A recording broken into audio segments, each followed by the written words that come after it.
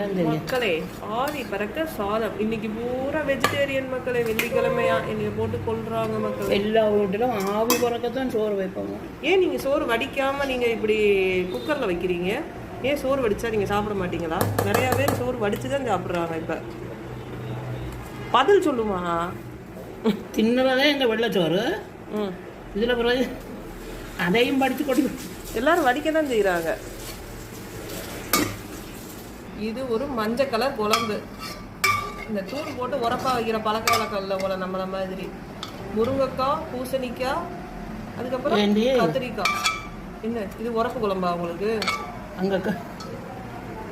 எங்க அப்பாவுக்கு சும்மா வெறும் தண்ணியை ஊற்றி கொடுத்தா கூட உரைக்குதுன்னு தான் சொல்லுவார்.